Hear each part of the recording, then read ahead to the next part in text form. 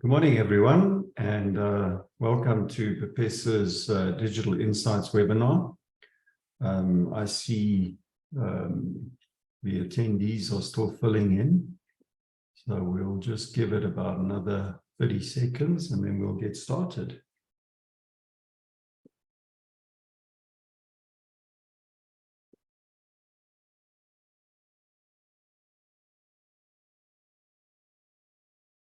This session will be recorded and will be available afterwards. I believe that it's also going to be published onto YouTube. So for those who have missed it, you won't hear what I'm saying right now, but we will be sending out emails to let you know that the recording will be available.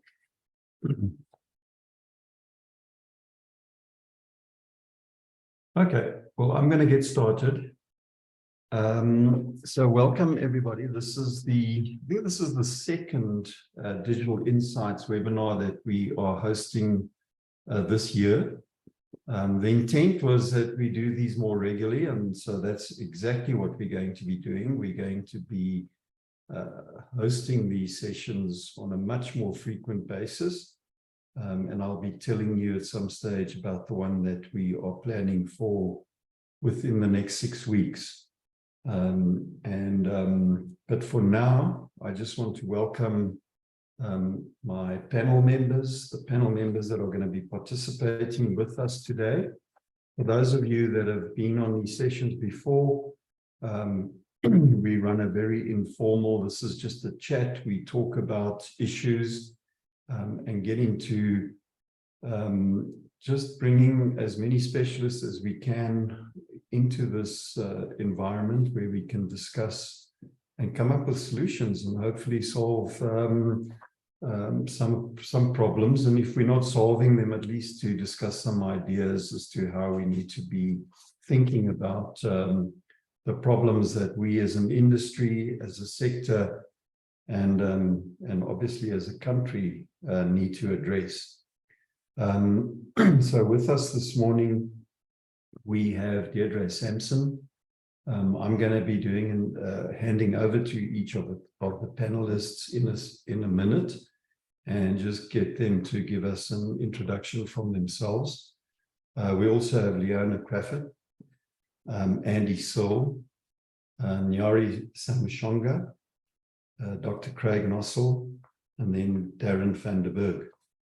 So I'm just going to then at this stage then just hand over. Deirdre, if you can kick us off and just give us, well, let me first start and do my introduction, because just so that we get things set straight. First of all, I've been with BPESA for 3 years now. And prior to that, I was in the industry, the tech sector, at a large international service provider, and had a lot of experience in specifically the customer experience side of that business. I had the privilege of traveling all over the world, working with colleagues from New Zealand all the way across Europe into North and South America. So had that privilege of being on a plane for half my life, and luckily that was cut short. So I've had the privilege of now being at home and hopefully starting to use my experience to give back into the areas that I'm focused in. But Deirdre, I'm going to hand over to you, and then if you can just kick us off and let us know where you're from, and just also maybe just a brief impact statement on the following 2 questions, which I want us to just hold up there as to, there are more questions, but I think these are the 2 main ones that we need to be thinking about, and that is, can South Africa compete in this new digital age, and can we upskill or reskill or skill at scale? So over to you, Deirdre. Yes, thank you, Neville, and hello to everybody. Neville, you did say brief. I think those are two questions where I think we can't really have brief conversations, but I'll try and keep it as brief as possible. As Neville said, my name is Deirdre Sampson, and I am a futurist and innovation specialist. My background is very much used to be corporate, but working within strategic foresight, innovation, and really about seeing the system. So connecting the dots. And when I did my master's in future studies, I really did look at structural organizations of the future. And the focus is on the world of work, education. So digital skills is a great passion of mine. And but I think it is also about reimagining what digital skills is. What does it mean to us? What is digital learning? Versus we've always done it this way, and this is the way we need to look at it. So I think the one question was, is South Africa ready for, or can we succeed in the world of AI? I think we should really actually turn it on its head and say, well, what is our preferred future? So where do we want to be within the space of AI? And then we need to look at it to say, what is the adoption of AI? So what is that behavior? But then also the AI skills. We can have great adoption within South Africa, within our entrepreneurs, our ecosystems. But if we don't actually have the digital skills, the question we have to ask ourselves is, will we really be successful? And with that comes how well we can adapt. Are we agile enough? Can we create that environment of AI that fosters innovation, within the space? But also, can we continue to evolve within the space? With regards to scale, I work with the Collective X, where we are looking at the ecosystem. So how can we enable the ecosystem at scale? Reimagining the digital skills. What are the in-demand digital skills, and how do we match both supply and demand? So what is being trained? And when we talk about job roles, what are those skills? And I know Liana will talk about it as well, but what is that taxonomy of job roles, and what are those skills? Because what we want is learners and the workforce to have a career lattice. So what are those skills, those generic skills that do evolve because of AI? But then what is my career? And it really is setting everybody up for success. So I think that's really about scalability, is to say the ecosystem is fragmented, and how do we as a collective come together to make it so much stronger, from policy, from funding, and from demand as well. So the Collective X is really demand-led. So what is in demand, and how do we get those absorbed? So thank you.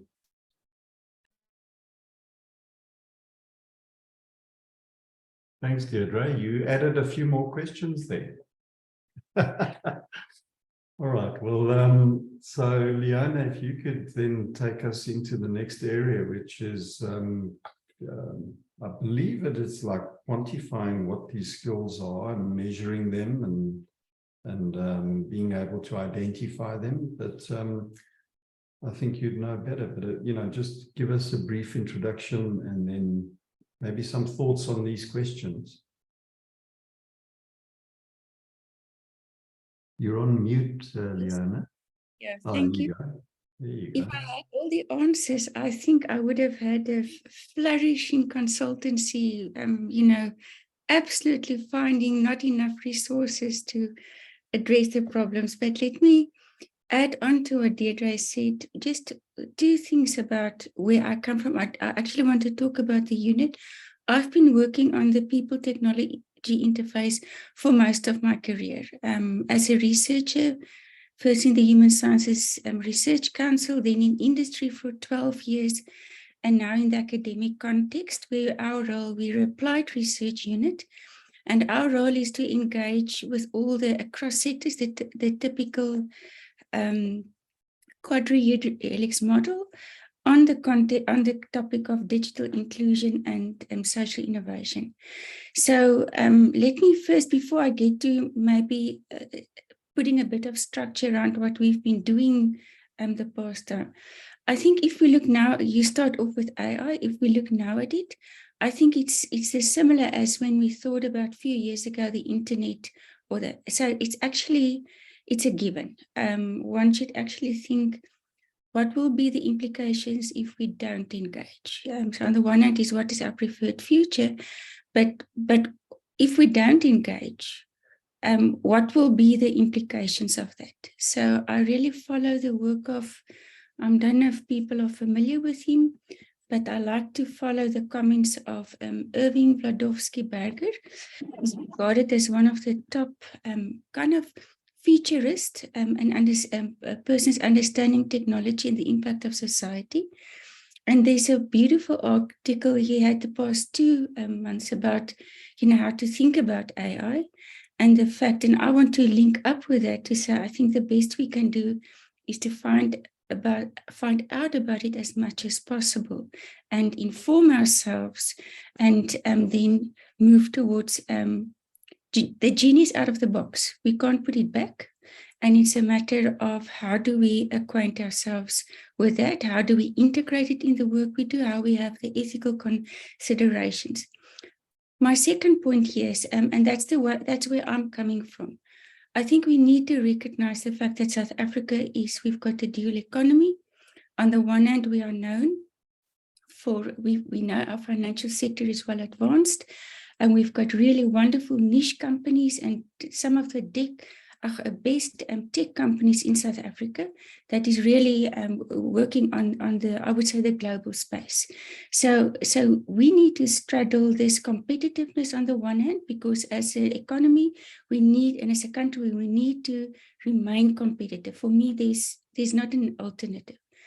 But on the other hand, we need to straddle that with digital inclusion. We know that, if I just quote the figures, only 76% of the South African population are linked to the internet.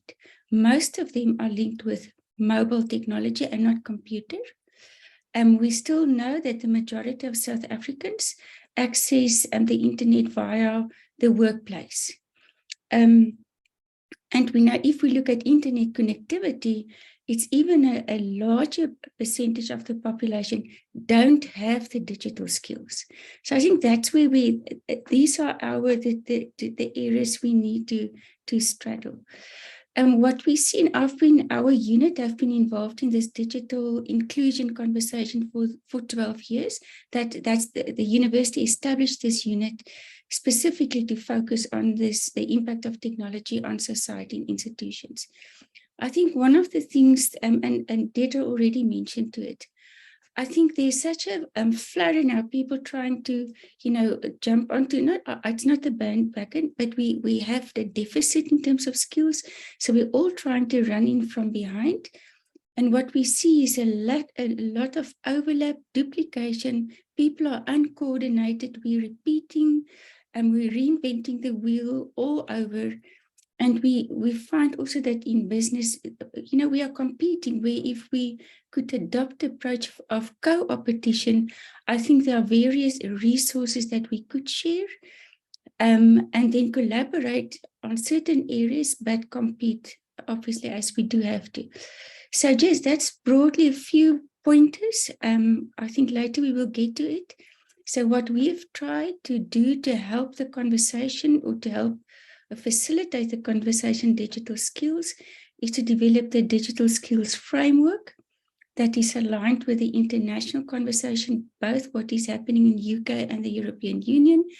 And we call it a unified framework because it's aimed at bringing role players together and help to create a shared understanding of what do we mean with the digital skills, who's supposed to play in what sector, and how can we share and collaborate to ensure that as a country we move forward and we not only focus on the inclusion part, but also on the competitiveness of the country. Let me stop at that. Oh, thanks for that, Liana. Very interesting. I was just looking while you were talking, if 76% of South Africans have got access to the internet, that sounds a bit higher. I would have thought it would be lower. And I've just checked the world average at the moment, measured at the end of April, was 64.4%. of the total world's population. Now, we know that certain countries are close to 100, and which means that there must be some countries out there that are really, really suffering badly. So, you know, just a quick comeback, Liane, where does South Africa, I mean, is South Africa in the top half, the bottom half? I mean, how does it compare just globally? Neville, there's a good instrument is the Network Readiness Index, because that covers institutional policy, skills, and impact, the four broad areas. So it's a composite index. And they measure, it's a Portland Institute. They do the impact study every year. And in that, I must now think carefully, but last year's results, we were 73 out of 140 countries. So we are the top performer in Africa, but we are way behind the first world countries, which is the Nordic countries. Yeah. Obviously top notch. We work a lot with Belgium. They are 8th on the list, but one should also acknowledge there are only 8 million people, or 11 million. So one needs to also compare that. But yes, in terms of Africa, we are top on the list, but we see that we are being countries like Rwanda, Nigeria, Kenya. Those are really very close to South Africa. And I guess the next challenge then is, okay, it's one thing having access to the internet. The next thing is, what are you doing with it, right? So I think that's something that we can also talk about.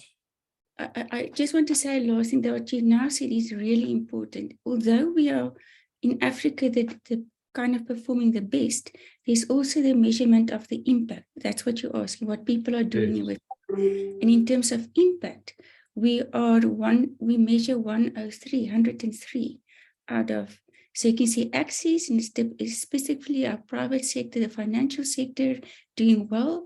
But in terms of what we do with it, we're really performing dismally. Okay. All right. No, that's good to know. Okay. Well, thank you for that, Liane. We'll get back to you. The next person that I want to just bring into the spotlight is Andy.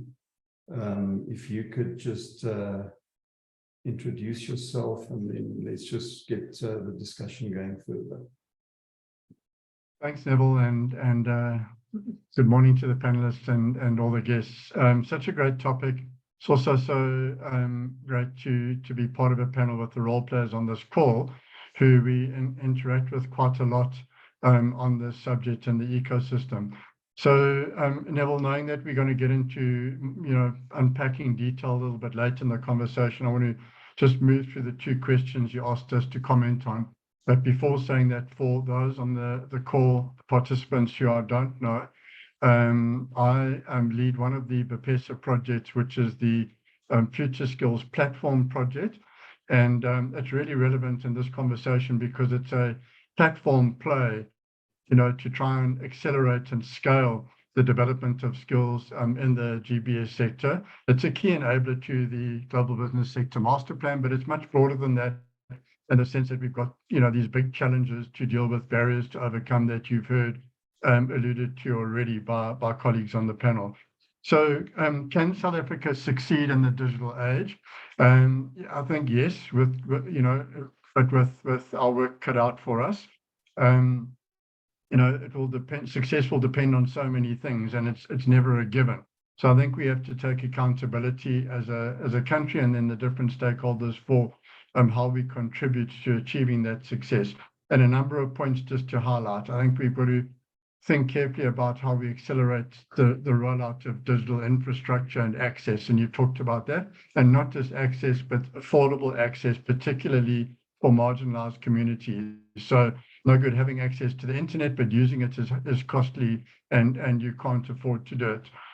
We also need to make sure that access is, and the uptime of that infrastructure is good. So thinking about some of the challenges we create in our energy system need to be addressed. We've got to support innovation. If we aren't supporting the innovation within the digital space and the tech space, we're going to find ourselves building for last year and not building forward. we need to think carefully about how we access our talent pool. So we've got an amazing talent pool, but we need to unblock the barriers that talent pool face in accessing digital working opportunities. And Deirdre talked about the Collective X, which I also had the opportunity to work with her on, as are a number on this call. And that's also one of the focus areas there is identifying what are these barriers in that skills supply chain and how do you systematically go about unblocking those. We really need to be thinking of supporting and taking our lead from industries that are at the forefront of digital transformation and global business services sector, because it spans so many different industry verticals, is the great place to start. And so it is it has to be competitive to continue accessing the opportunities that it does in the global market. But in doing so, it's exposed constantly to changing consumer behavior, changing corporate behavior that's driven and powered by 4R technologies, AI being one of them, perhaps the most disruptive that we're feeling, but not the only one. Then we've got to also think of the role that government play, and governments have got initiatives. We've got a digital and future skills strategy that the Department of Communication and Digital Technology is busy implementing, but it can't implement it on its own. It needs the social partners to be working together to implement that. And when we have government, we have business, we have social partners, we have community all working together, we are increasing our chances of success in this digital age. Then we can't ignore the fact and must exploit the opportunity that the digital world gives us access to new markets. We've talked about how we stack up in terms of internet access and mobile access, etc., in Africa, but we should be thinking of Africa as a marketplace, and we should be thinking of ourselves as part of Africa being able to compete more effectively for globally traded services in the global marketplace. So there's another reason why we could become successful in this digital age. But there are the challenges. I think the biggest ones for us are the digital divide between regions, between communities, the lack of digital equity, and inclusivity. These are massive obstacles that we have to tackle and to be successful. Education and skills gap is at the heart of that problem. And so I know many colleagues on the call are going to be talking about how that's been tackled and how do we bridge the gap, to equip young people, and not just young people, but to equip all ages of our population to transition into this digital economy. Cybersecurity, I don't think we should underestimate as a challenge, that we're not on top of. There are tremendous, a growing number of incidents of cyber fraud that disrupt learning, disrupt working from home, and create doubt about the security of the environment in which we're managing this transformation. And then we've got to be thinking of, are our policies conducive to this journey that we're on, to digital transformation? And so the work of the Collective X and through the Interdepartmental Coordinating Committee on Digital Skills takes a lens into those policies, and together with the different partners helps lobby for changes to those to support a whole range of things that need to be addressed and to create that policy environment that's conducive to success. And then on your second question, I know we're going to unpack that a lot, so I won't go into detail on that, but I think that's where I'd love to talk more about the role of platforms in scale-based access and learning, but they come with challenges. And so the colleagues on the call have got really innovative solutions and models, to tackle some of these challenges, which I know the audience are going to find really interesting and we find exceptionally encouraging, because, the point was made earlier that for most people who need digital access, they don't have that access. So the target audience don't have the access. Then we've got to find ways of solving for that, but also of upskilling them, giving them an opportunity to participate in this digital economy.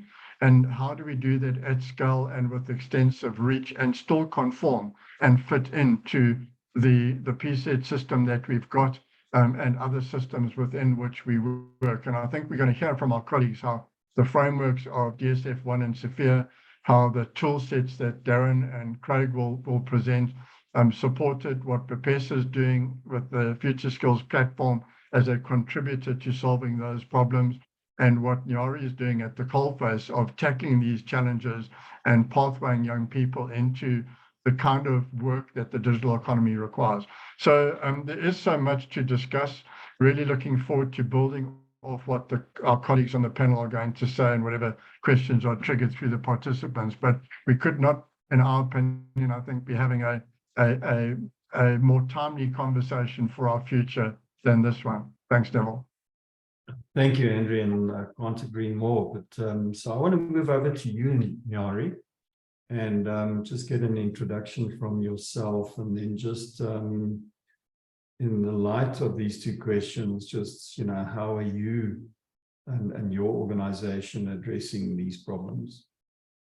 Thank you, Neville. So I'm the CEO of We Think Code, and we're a software development academy, but one that's particularly preoccupied with the issue of inclusion. And so when you look at South Africa's history, a question around scale is a question predominantly around inclusion. And I think Leona mentioned our dual economy, where we rank highest in the world in income inequality and wealth inequality, right, when you use the Gini coefficient. And so consequently, you have a situation where we are still struggling to get right basic literacy and mathematics. So our grade 4 learners, 80% of them cannot read with understanding. And so if you think of literacy as an entry-level drug to any manner of competence, whether I am choosing to be an athlete and understand my numbers when I'm training, or I want to stay at home and look after my kids and I want to make sure I'm giving them the right medication, or I want to be an accountant, a doctor, a lawyer, or indeed a technologist, literacy is a basic. And so we're coming from an environment where something that should be sorted and waxed by now is still a challenge. And we're at a precipice where we're saying, so can we at scale transition into a world where it's not just literacy in terms of reading with understanding, but it's technical literacy? And then when we talk about that digital literacy, again, it branches into two things. One is basic literacy, right? So when I started working, meetings were in rooms at the office. And now I've got to have a digital literacy to be able to log into Zoom and participate in this discussion. And that's just a functional literacy, where again, whatever work you're doing, there's going to be some level of a digital technology there. And to be able to participate, you've got to be able to switch on a computer, do some word processing, maybe use a spreadsheet every so often, log into a Zoom call. But I think when we talk about the economic impact we're trying to create in South Africa, it's really about transitioning from consumption of digital technology to creating a mass base of people with the competence to build digital technology. So if you wake up and Elon Musk has changed Twitter to X, and you don't like that, what is a South African going to do? I'm going to migrate to Threads, or now TikTok is letting me use text, or go back to Facebook, which I had kind of disavowed. But what I'm not thinking about is, how do I create a social networking platform that is contextually relevant and can have traction? Because therein lies the game changer. So I think when I look at the question of readiness and scale, it's the question of inclusion, not just in awareness of digital, not just in the ability to use digital, not just in access to connectivity, but actually to the know-how to create digital technology. And so what we've got to figure out is two things we need to do at the same time. The one is we've got a crazy burden of youth unemployment, which is a powder cake. It's going to explode if we don't do something about it, and if we don't do something about it very quickly. And so when you're sitting with at least 60% youth unemployment, from a scale perspective, it means you've got numbers. 4 to 6% of South African adults have a university degree. So what we know for sure is that the problem of youth unemployment and the problem of building a technology competent workforce is not going to come out of South African universities. And I think we just need to start there. They're producing somewhere in the region of 2,900 software engineers a year. I think the work that Harambe did with the JCSC, estimates 40,000 unfilled entry-level software development jobs a year. So just check that math, it's not mathing. And we need the numbers to go up. We need to be producing in the hundreds of thousands. And so the question is, how does a system that is still struggling with basic education in the age-old subjects, reading, writing, basic numeracy, transition itself from that point in real time? How do we change the parts of the airplane while it's flying? What do we do for the youth that are here today that have gone through a fractured education system so that they can begin to participate? And what do we do with the young people that are in a basic education context so that we give them a better shot and they can start at a different place as they enter into kind of that youth phase in PSET? And I think the work that we're doing is revealing a few things around, yes, there are absolute limits. If you don't eat well as a baby and you don't have exposure to certain learning, by the time you're 18, there are certain barriers that we can't punch through. Like we've created an absolute ceiling as a consequence of our choices leading up to that point. But at the same time, what we're finding around recruiting for aptitude into technical training is that maybe some of the traditional sense of what we've thought is a precursor or pre-qualifier to competence in tech creation are flawed. Maybe assuming you need 75% in physics and 100% in mathematics isn't true. Maybe like Nyari, the fact that when I switched to tech, I was 30, that you're 30 years old and creation of technology had never crossed your mind isn't a barrier to suddenly having a career switch. Maybe there are different ways in which you're learning to be a problem solver and a logical thinker beyond the failings of what our education system didn't give you. So how do we start to get better at understanding aptitude and leveraging the many ways that people learn and are intellectually stimulated to identify the potential for talent and make this learning accessible, because there are not enough chairs in university and not everybody learns well over there, and stop thinking of not going to university as a plan B, but a plan A for many. So not an elimination, but something that stands aside it, and move away from this kind of soft bigotry of low expectations where if you didn't do well in matric and if you had all these problems, then your ceiling is kind of here for sure. And you can't really contribute in these ways. The most we can give you is digital literacy, learn to use Office 365. I think we actually have a lot of tech innovation within a lot of people. We've just got to shift a lot of our paradigms and reconcile ourselves to our current reality and say, given this reality, we still choose to be ambitious about building a mass capacity of tech creating competence, not tech consuming. And I think I'm hopeful. The struggle is more, can we shift enough of our own mindsets? Many of us, and my esteemed colleagues on the call, among them, spent a lot of time and a lot of money on our university educations. Are we ready to acknowledge that maybe we could have saved some time and give someone a shot? Or are we going to hold on to the sense that, you can't join our club of, economic independence and financial growth and ambition and tech creation unless you go through the way we went through? And I think those are the kinds of conversations we've got to start to have. We've got to have them with educators, we've got to have them with employers, and we've got to have them with young people so that they feel ready to take on an opportunity that for decades they've been told because of their background they shouldn't be accessing. So can we? Yes. Do we want to? Possibly. I don't necessarily see the mass will on the ground pushing for it. I see a lot of complaining, a lot of doubt, and not enough emphasis and highlighting and financially supporting methods that are actually challenging the status quo. And so I'll leave it at that and say, I think we can if we want to. And so maybe the question is, why don't we really want to? And that might be slightly provocative, but it's the way I see it. Wow, thank you, Nyari. There was quite a lot of passion in that. But there I made a couple of notes. I like a couple of things that you said. Maybe was the one word that I really like, because maybe we can make this work. Maybe there's a massive future, and maybe if we just all get onto the same level of positive and potential thinking, then it's done. So I think I like that. And then also plan A for the many. Good one, Nat. And so with that, I want to just pop over to you, Craig, and just get you to take us into this this area of, you know, how do we change attitudes? How do we motivate? I know motivate has its problems, but how do we get people to start playing the game, if I could put it that way? So over to you, Craig, and then maybe you can just also do a brief introduction. Great, thanks, Neville. Firstly, I really appreciate the opportunity. And I think this is a very important, in fact, critical topic globally. And maybe just quickly on my background. So I feel like a bit of an outsider here. I'm a medical doctor by training, besides for my 7 years at university and studying after that. I don't have that same in-depth knowledge around the education system.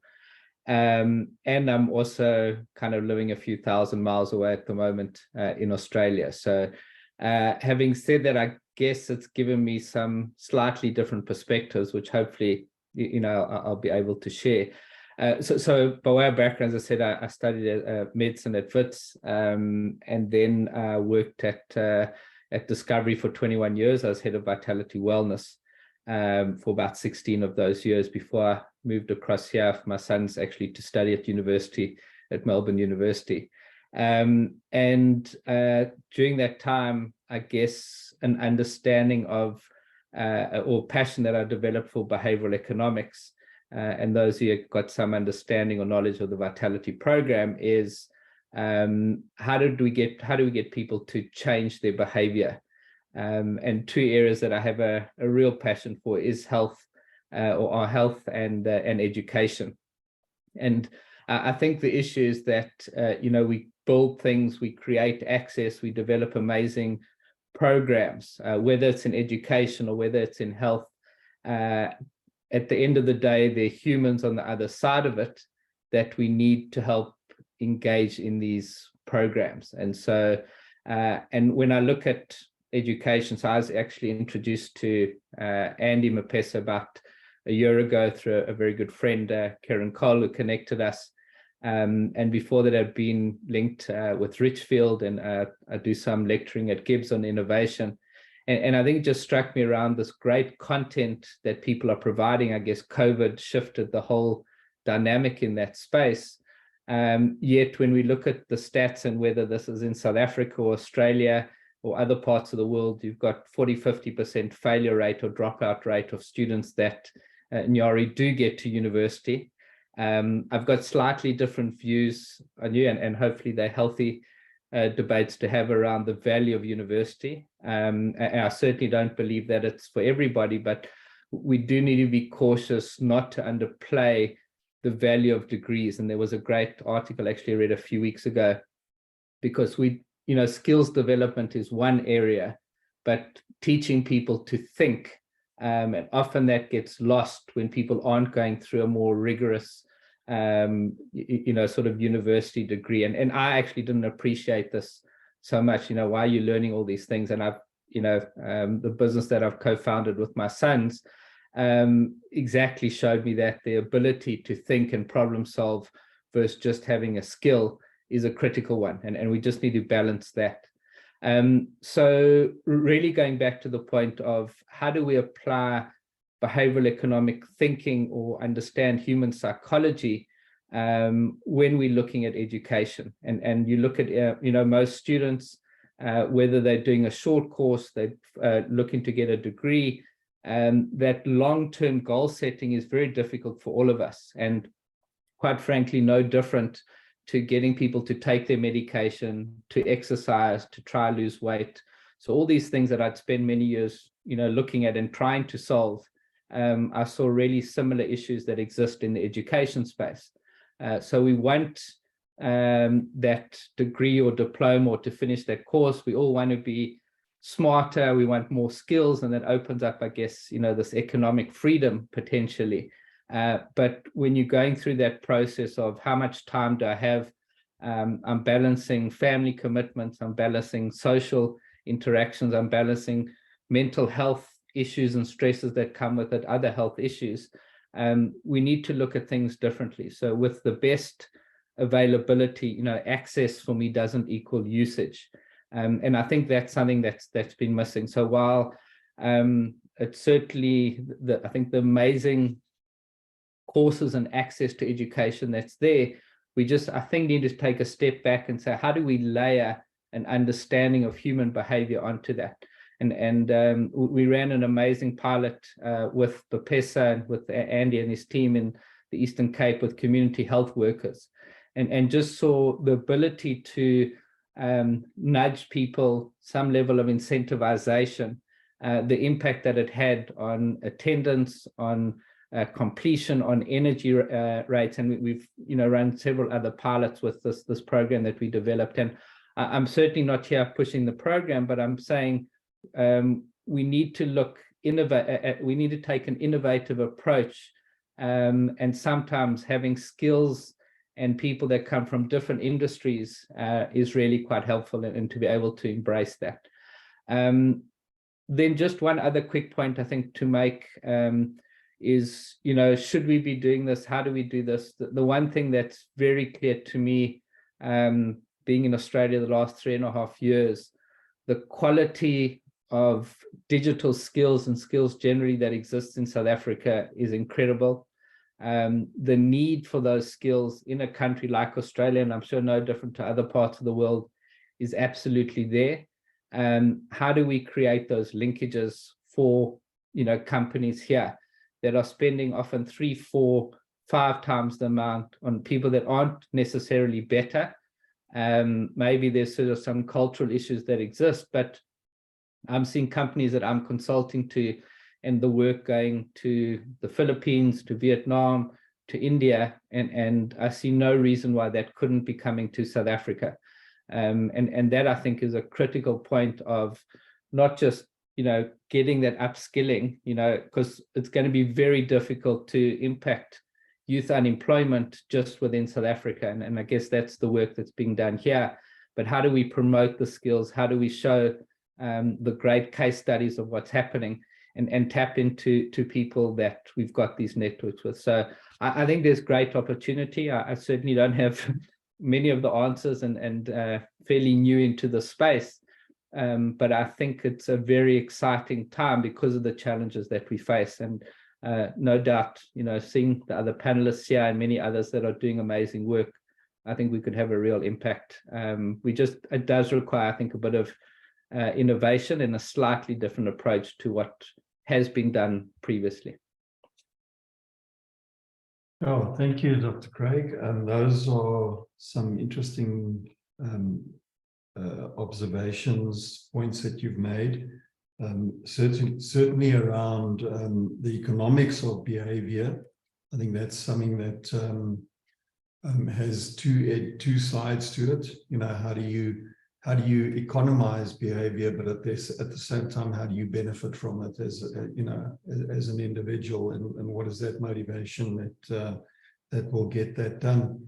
I think what I've also heard, and I'm hearing a common theme here, is that there needs to be an alternative approach to what are the skills that we need to be looking at, because I think specialization has its place, but it's not the key thing. I think the main thing here, to me, it sounds like the attainment or the instillment of things like attitudes, values, principles.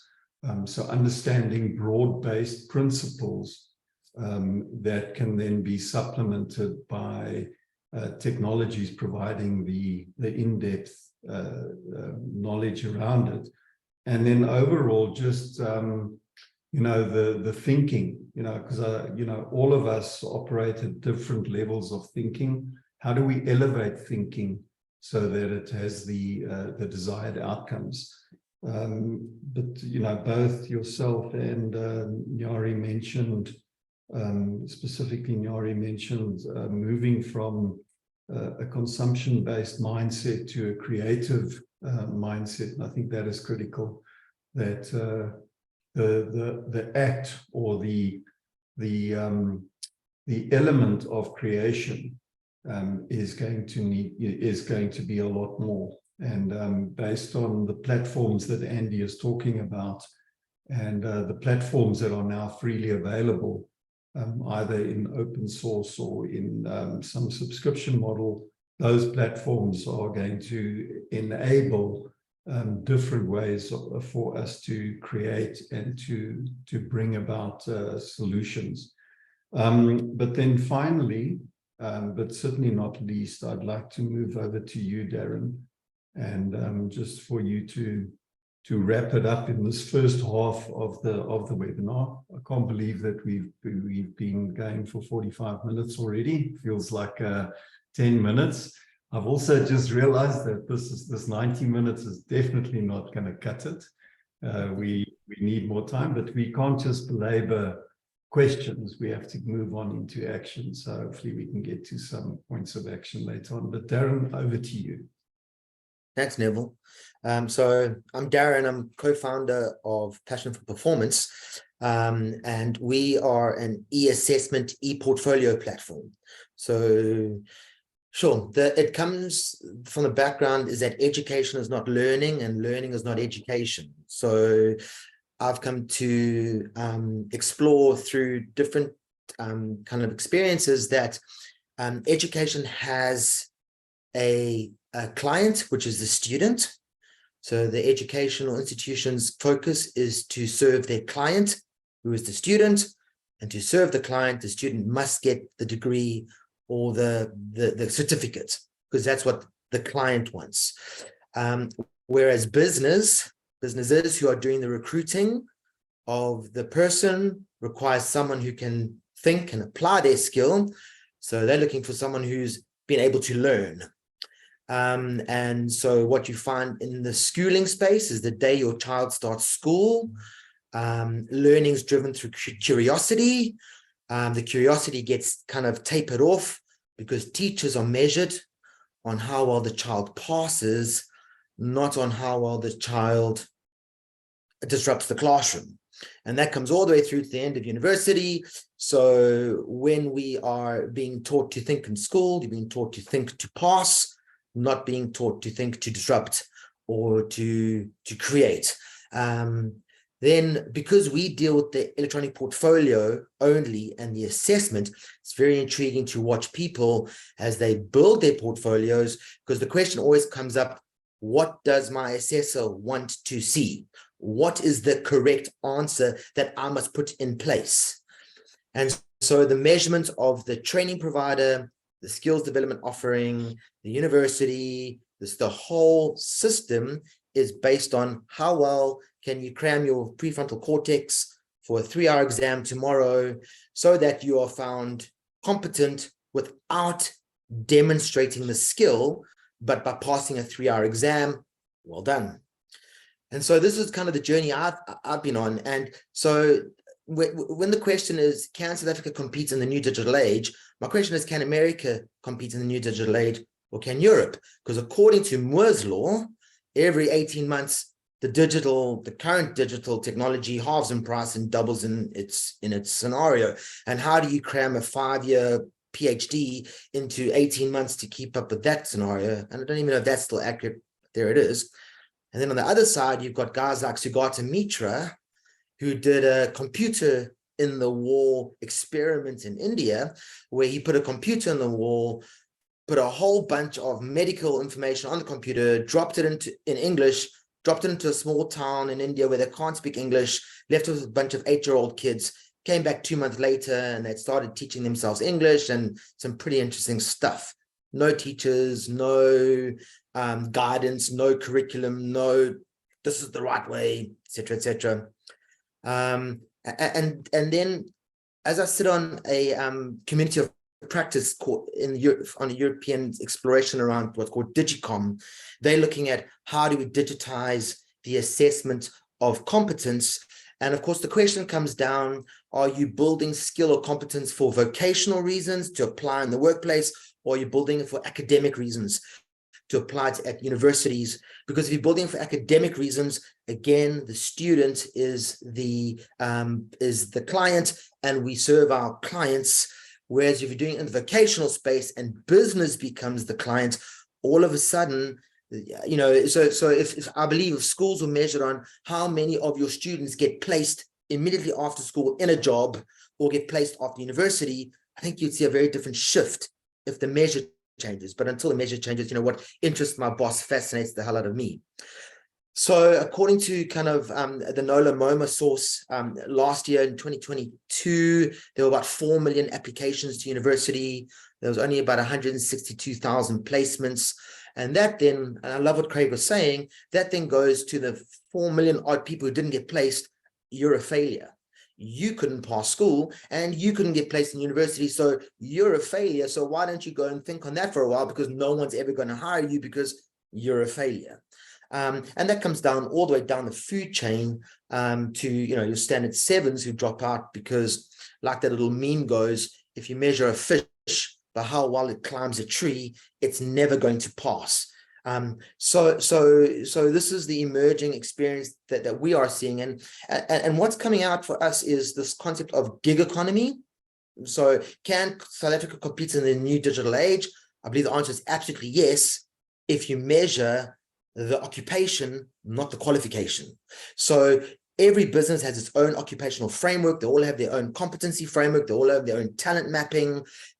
Europe has its occupation framework for all the occupations in Europe. Canada has a similar one. South Africa calls them OFO codes.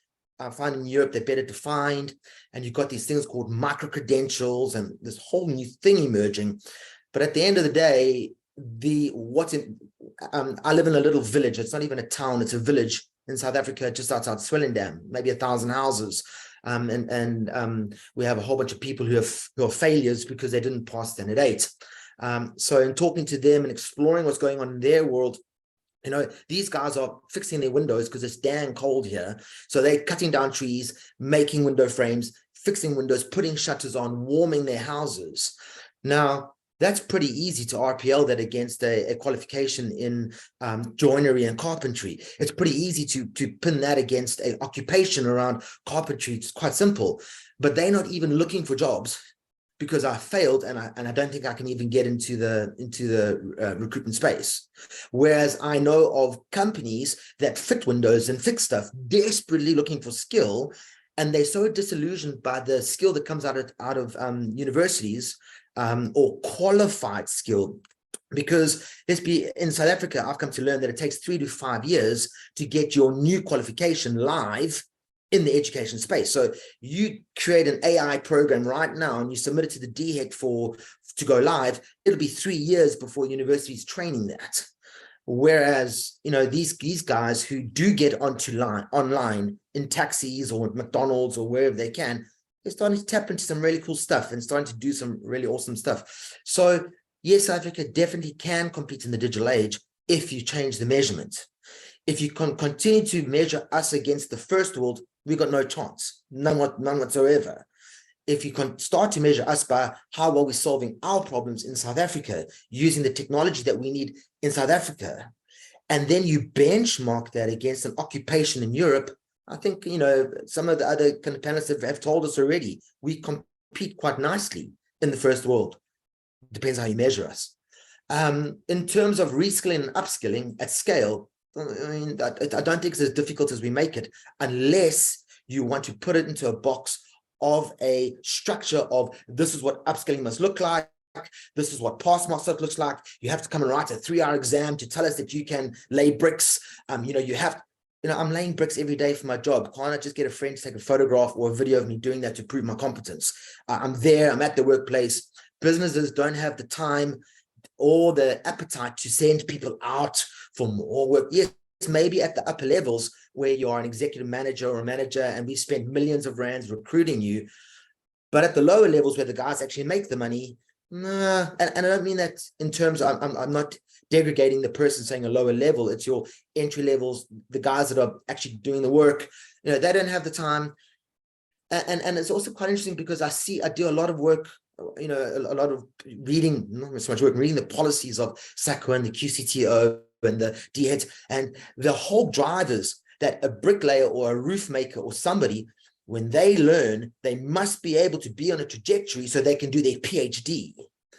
Really? I mean, the guys I talk to, a degree is so far away from their ambit of where they want to be. They don't even want that. So when you force the fact that you go to work and do things in a specific way so that you can get a degree, those companies are closing down. What I'm finding is the companies that do the work because they're putting the window in correctly, or they're putting the tire on right, or they're learning the digital skill to how to code to actually solve, the bus route problem within the community. Those companies are starting to flourish. You're starting to see more and more of that. So as we grow and as I speak more and more, there's this other very interesting scenario where people go, oh, we're losing all of our skill. They're retiring, they're retrenching because policy says you have to retire when you're 60 or 65. Those are the guys we're starting to tap into as assessors. So we're not even going through the route of you must be an educational assessor now because the seat say so. We're going, hey, are you afraid of your future because you're not making money? But boy, you've got so much skill in fixing engines or whatever it is. Don't you want to assess some other new up and comers person's learning and workplace? So learning happens out of curiosity. People look for learning and their hope is to get a job at the moment. See, the mindset again is you do education so that you can get a job. And I'm loving what the panelists are saying, that yes, that is one way. It's not a wrong way at all by any means of stretch of imagination.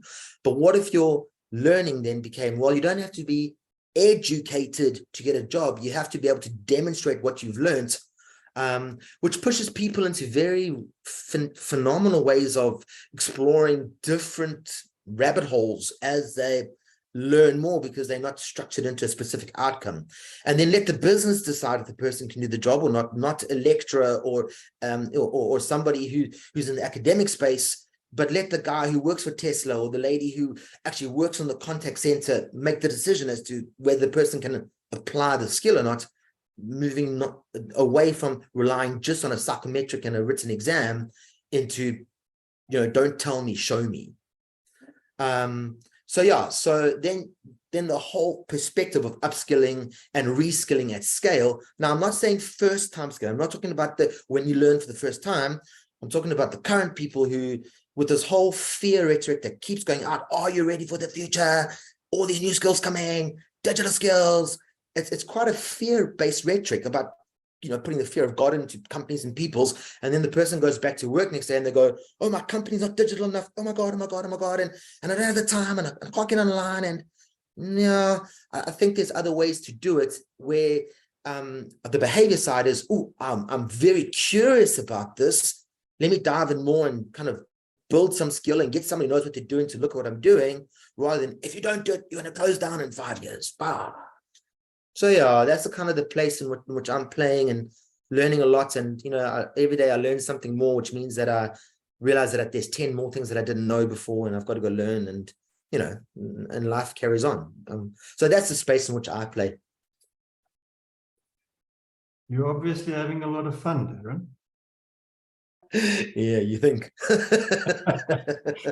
Okay.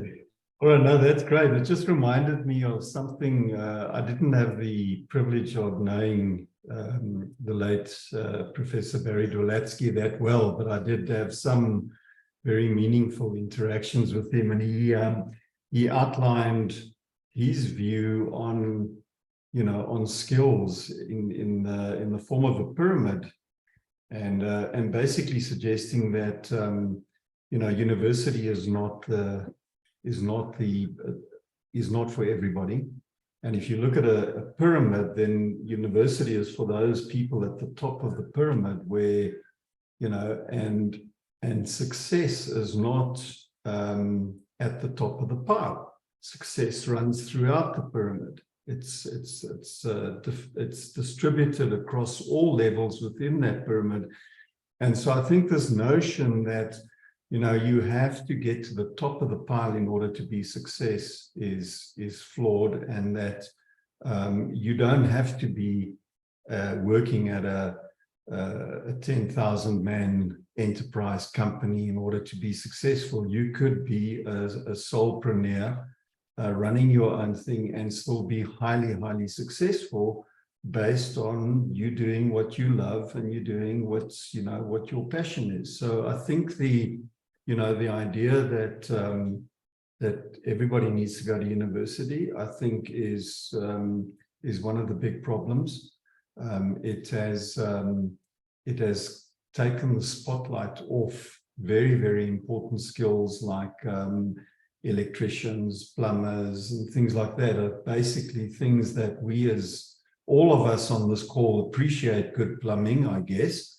And when it goes wrong, it's a bit of a mess, right? So, but you know, those are the things that I think we need to be understanding, like what is, you know, what is acceptable, and how do we approach the world going forward. So in preparation for this call, and I can't believe we've done a whole hour, but I looked into a guy by the name of Imad Mushtaq, who's he's the founder of Stability AI. So if you haven't seen that, then I'd suggest that you just go and have a look at what he's doing. He makes some very profound statements. He believes that third world countries have the opportunity to dramatically embrace this new world that we are moving in without the preconceived restrictions and boundaries that have been established by the normal, you know, first world idea of skills development, etc. So to your point, Darren, I found it very interesting that you actually went straight in there. I had no doubt that you would, but that you went straight into that area. But what Imad says is that if you think about where technology is taking the world, and what they're specifically doing at Stability.ai is they've developed some technologies that will do rapid real-time 3D rendering and development. So while you are talking, the scene behind you is being created in 3D. The idea of creating a movie in real time is not very far away. So in the next couple of years, 3-4 years, maybe even sooner, you'll be able to ask and suggest to an AI that it write you a movie script based on a Wilbur Smith novel, but in the frame of, say, a 007 movie, and combine those two into a very interesting movie script, and then present that script to another technology, which will then convert that into a movie with actors that you can describe and all that.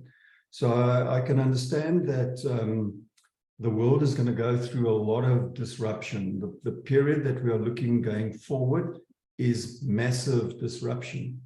But at the same time, there's still the piping, the plumbing, the lights that you want to switch on. You know, even Eskom can't get it right.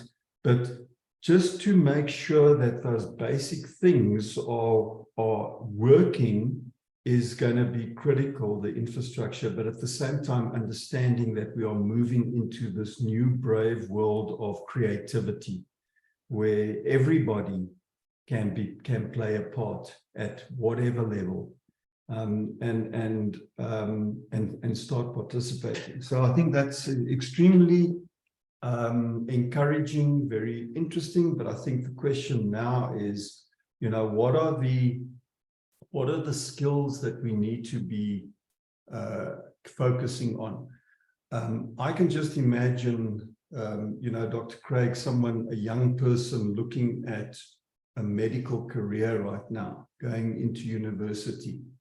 You know, the questions that they may be asking is, you know, is this worth it? You know, what am I going to learn? Or are they just going to teach me things that an AI engine can emulate, and even better than a human? Or are the universities progressing fast enough to actually become relevant in the way that they are upskilling?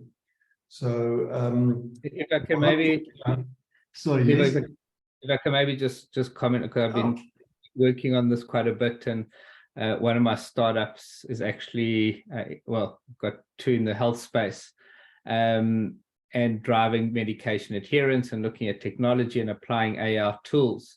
And my view on this is that the AI tools can certainly help with certain of the diagnostics. They can certainly help with, improving treatment and things like that.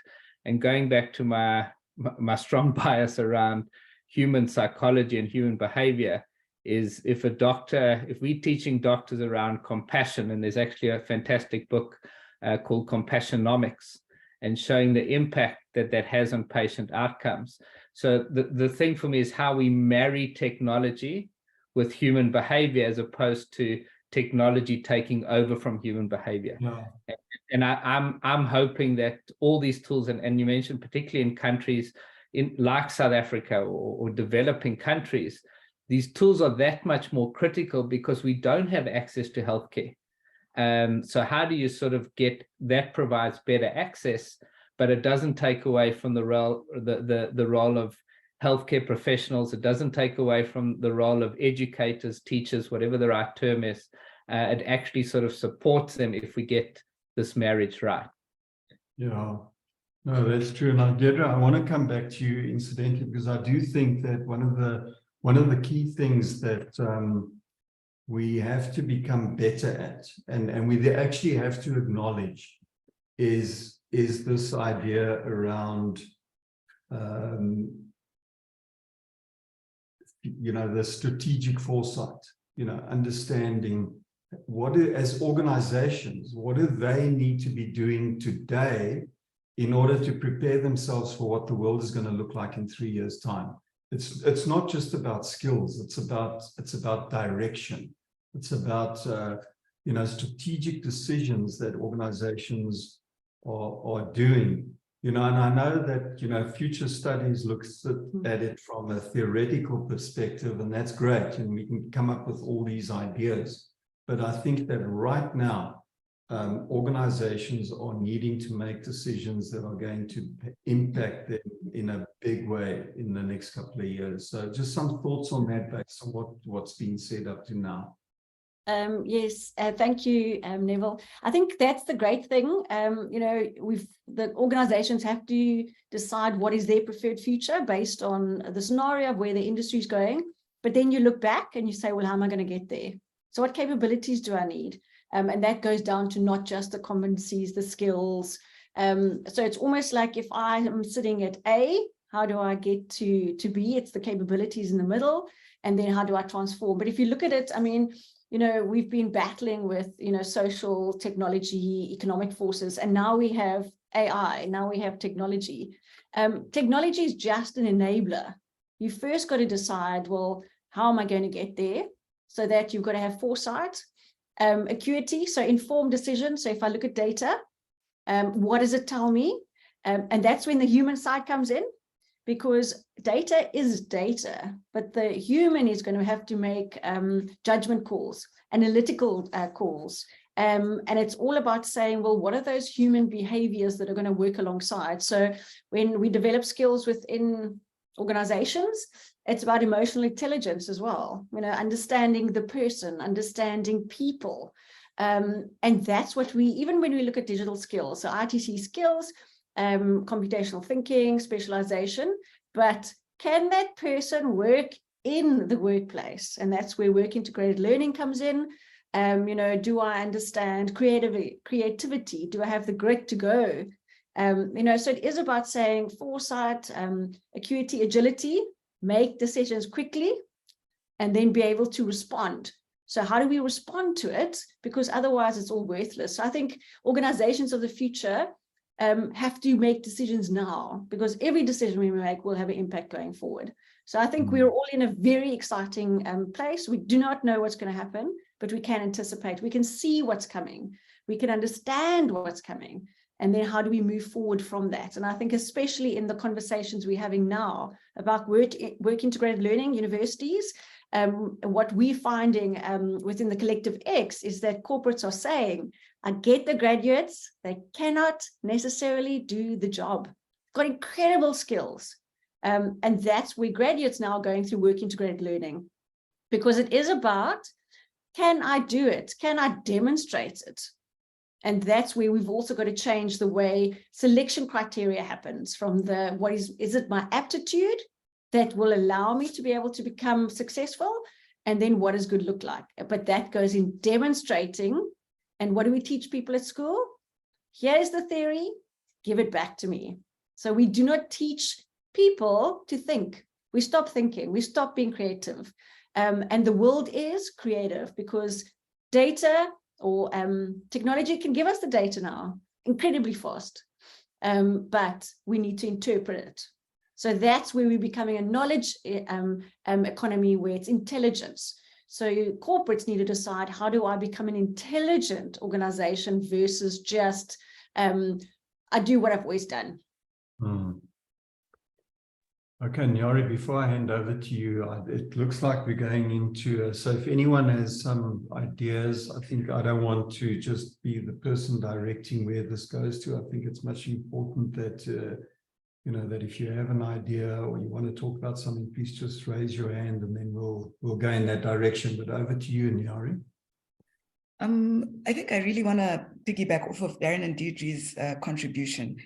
And it speaks a bit to your use of the word pyramid, which triggered me because it implies a top and it institutes a hierarchy. And I think I don't agree with the hierarchy. I agree with it if we're using it from a numbers perspective to say there are fewer and in university and there are more not in university. But as an absolute hierarchy of the not university is the top versus the bottom is where I don't quite align with that. And when Deirdre was speaking about this issue of the organizations of the future are definitely talking about, for example, grads not being ready. They're not ready, whether it's technically ready to deliver or to think practically around how to actually solve problems in the real world. But there's something that we've observed because we train and then we work closely with organizations to pathway into employment. And there's a tradition of how hiring happened. You had an HR department, and the HR department doesn't necessarily work with the professional that they recruit in. So the accounting department needs someone to do some bookkeeping and reconciliation.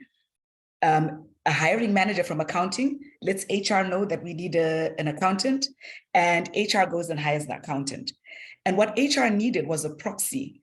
How do I know, without me being an accountant myself, that the shortlist of 5 people that I'm saying to Darren, the head of finance, here are good candidates, are not a waste of your time. I've filtered from a world of potential to 5 fairly solid ones. And I feel confident that if you sit with all these 5, you'll find one that can join our team. And now we're moving into a space where the technology itself is changing.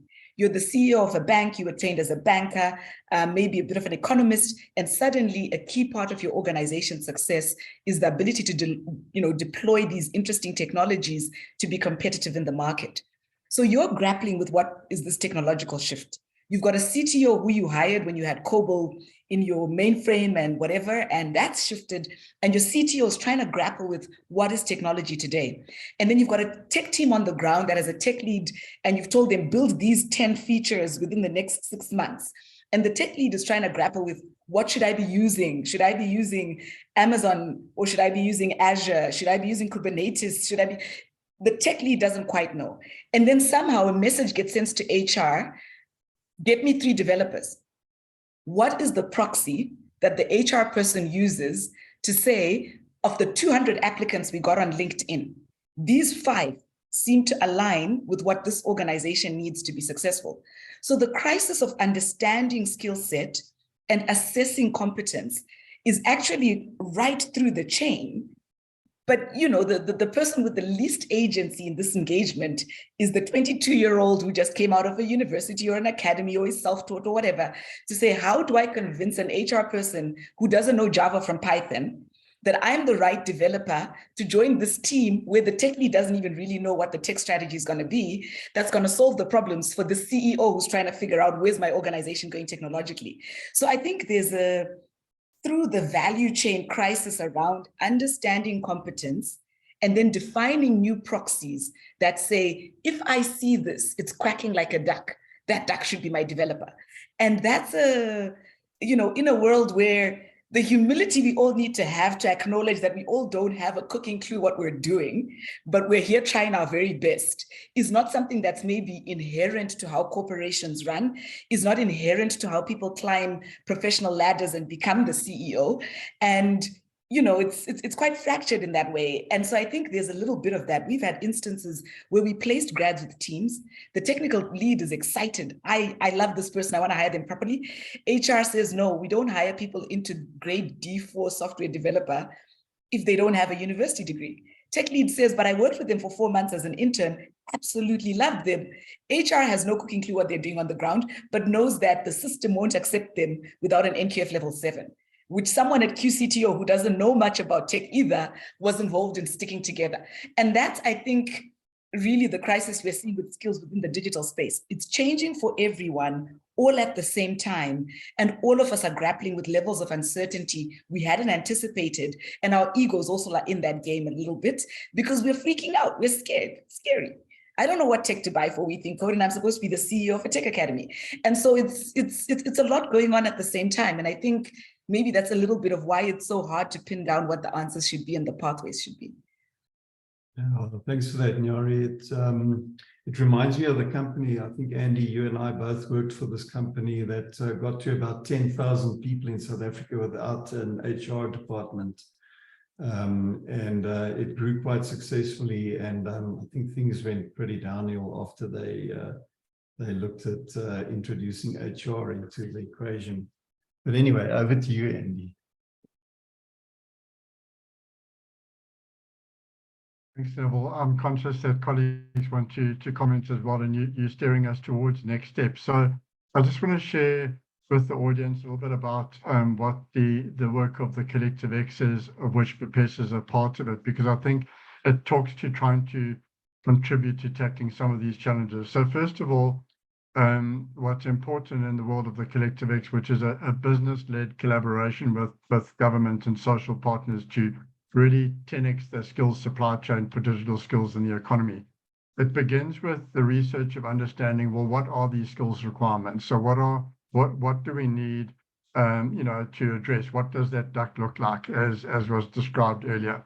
And also assessing what those requirements are going to be moving forward. So that what follows then is directed towards that demand. The second thing is it's going to require a lot of collaboration, because we need to crowd all the role players in. We need government to crowd funding and policy, and we need business to crowd that change and culture and breaking down those barriers and their contribution to not just looking after themselves, but contributing to the greater environment. We need to bring the education system in so that, we can address this at source in the schooling environment. So these partnerships are going to be really important. And many of those frameworks exist, like the IDCC and many other coordinating collaborating frameworks, BPESA, and then into the different industries like BPESA and others. We talked earlier about wherever there's influence to accelerate the rolling out of digital infrastructure, access to end user devices, sorting out the cost of data in the country, and making access to learning and working, particularly for marginalized communities, zero rated, if not, the lowest possible cost. There's definitely a role for different modes of delivery, of which the face-to-face training continues and has a tremendous role to play for certain types of skills that can only be developed and taught person to person. But then there's definitely a role for platform-based learning, where we need to scale quickly, we need to reach people in a more cost-effective and agile way. But they don't substitute for each other, they complement each other. We need to really think through the programs, and the programs start off with the Darren spoke about it so well, I think, is what are we going to measure? So there's that, again, that old cliche saying, tell me how you measure me and I'll tell you how I'll perform. Well, we need to set those standards for what does good look like.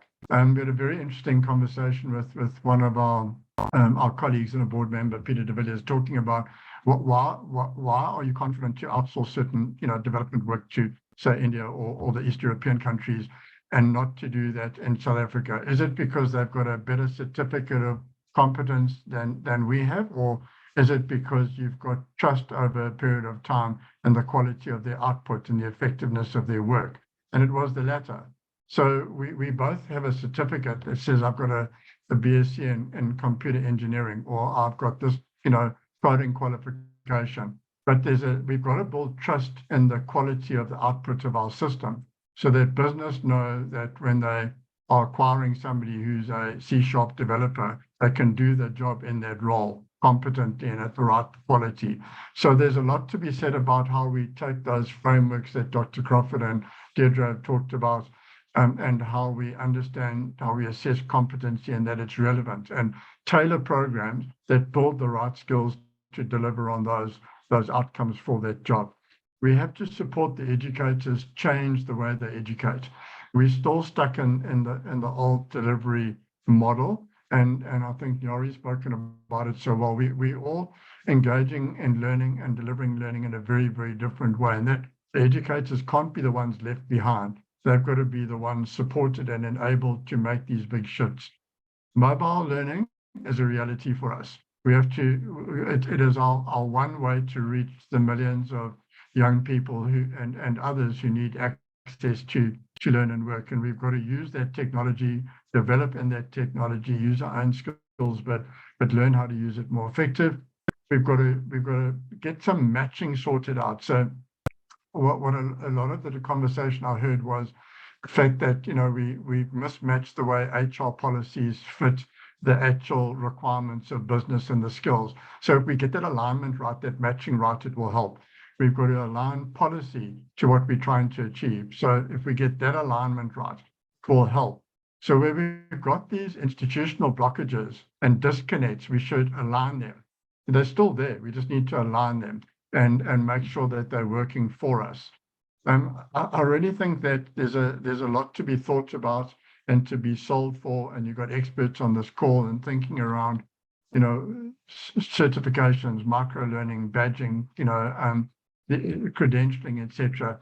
How do we convert the system to give credibility to those certificates and currencies? Because if we constantly are thinking, in terms of, if you haven't gone through the same learning path I went through, in order for me to recognize you, we're not going to get there. But there's this hesitancy by the system to recognize new forms of accreditation of competence. And consequently, the person who's being accredited feels that there's no currency in that certification. So why am I doing it? As if there's no value in it, it's not going to be recognized. So we've got to solve for that. And then just to bring in what Dr. Craig and Darren have been talking about as well, is that there's a human component to this, which certainly in our experience, we've not learned to deal with, and it will be ever evolving. And that is this behavioral, approach to supporting different types of learners succeed. There's so much to be said about applying behavioral science to learning and getting better outcomes with the available resources. We don't have unlimited resources. So I think lastly, then, we got to prioritize. We can't try and fix everything at once. We've got priority sectors. We've got very clearly defined in-demand roles, and we need to go after those, and we need to involve all the role players and be more holistic in the approach and more collaborative in the approach that we follow. So to Leona's point, we aren't duplicating effort. We aren't tripping over each other. We're coordinating, aligning, leveraging, accelerating, scaling. So that was a lot, Neville. Thanks a ton. And back to you and the panel colleagues. Yeah, no, thank you, guys. I think we've got about 6 minutes left, and we've got Darren and Leona that would like to comment. So Darren, 2 minutes, and then Leona, 2 minutes, and then I'll wrap up at the end. Thank you. So in my in what I'm doing, I came across an extremely interesting model. It's a university in California. I think it's called Open Source. I can't remember, and I can't find it anymore. But my understanding of their model is it's free to get into the university. It doesn't cost you a cent. And what the university does, it's a university of coding, so it's very much in the digital space. And they go out to the market, to the big corporates, and go, you have a whole bunch of tasks that you are not getting to because you don't have budget for it, you don't have a team for it. So you can put that as a project on our boards, and the business goes, okay, and they pay a bit of money down, and they put their projects that they actually physically have to solve themselves on the board. And then your first years, second year, third years come in, and they pick which project they want to work on. So now what happens is your first year gets into a scrum, into an agile development in the university under a subject matter expert, solving a specific problem for a business that doesn't have time to get to that problem. All right. First year, second year, if you remain in the first year, you can. If the student gets bored of that particular project, they can leave it, like what happens in business. You know, you don't always have the people walking their through. Long and short of it, at the end of it, two things happens. The company that pitched the problem has a 4-year recruitment process going on. They can track what's going on. They can see who's solving their problems. They can see what's going on. Secondly, if the problem gets solved, the university sells the solution back to the company that needs it solved in a consulting space. And then what the company does, and it comes down to a labor law here, the company then, in the contract of the learner, take 20% of the learner's salary for the next 4 years to pay back their school fee. So what happens is when the learner gets placed in the business, like PAYE comes off or your tax comes off, the university fee comes off at 20%. And that's how the university makes their money back from the student. But what happens is that learner starts on an above average salary. So where they were expecting to start on $80,000 a year, they're now starting on $100,000 a year. $20,000 go back to the university, following that person for the next 4 years. I think it's 4 years, because that's the model. And at the end of 4 years, the universities make their money back. They've got the solution from the business, so the client is the business. That learner has learned in real experience. I'm the newbie. I'm working with the second year. I'm working with the third year. I'm working with the fourth year. I'm working with the professor. The company gets their problem solved. And in the 5th year, that student's salary goes from what it was plus 20%. It's a very interesting model that I found. It just blew my mind. So I just want to put that on the table as a very interesting concept. Interesting. Thank you, Darren. Leona, if you could close us out, and then I'll close at the end. Thank you, Neville. I'll be quick to say thank you for the very interesting conversation, the perspectives from the different partners. It's a complex problem, but as we say, how do you eat an elephant? Piece by piece. And I think one should also have some kind of a plan or building block. So I think we're not so out in the desert as we think. I think there are lots of tools available, and both Deirdre and Andy referred to that. So maybe my parting, most of the people here, or several of them, participated in this project over the past years. If I can share my screen, I can't share my screen, but we have, there's a report out on the digital skills framework, the unified framework, and there's a section on it. It explains it's built on international discourse, but it's localized for South Africa, and we've tested with various audiences. It can be kind of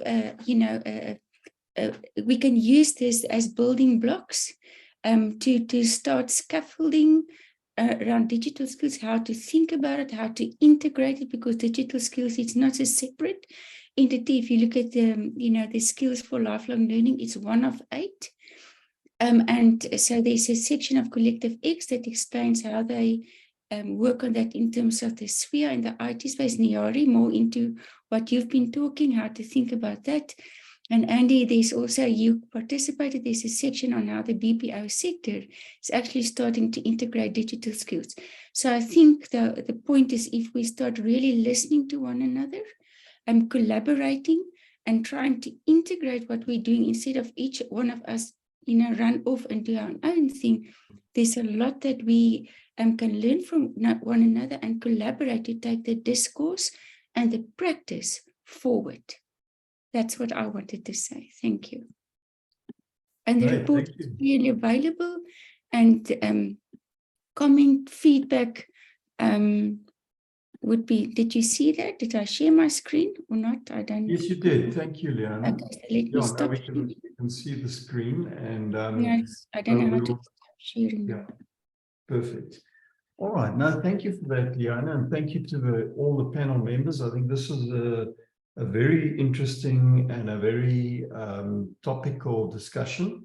I just want to close out by saying that I think universities are not at risk here. We need to send people to universities. We need to train people at that higher level of thinking. But we also need to acknowledge that all levels of skills development are not only relevant, but they are critical to us being successful. And that Nyari, the pyramid is not upright, it's lying on its side. And that all skills across the board are important. In fact, the most exciting developments will come from towards the bottom of that pyramid. That's where there's a more higher likelihood of crazy, creative innovation to come out of that space. And I think that as we move forward, then, Leona, to your point, we need to be collaborating more often. We need to be open to many, many different solutions to this problem. And I think then in one final move, I think the one advantage that we have is we've got a lot to work with. We've got a lot of unemployment. It's not as though we're going to be looking for areas of where to contribute and where to participate. Any little bit of initiative anywhere across the spectrum is going to make a difference, and we need to all be working towards that.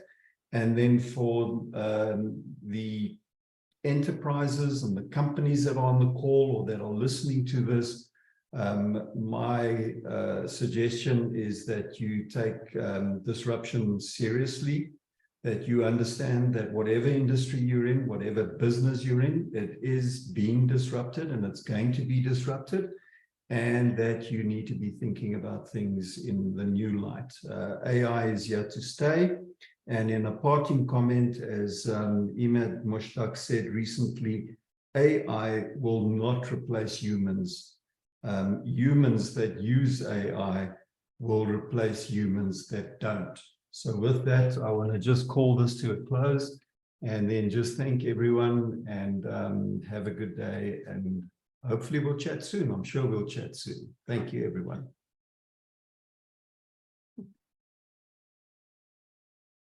Thanks to the panelists and the participants. Take care.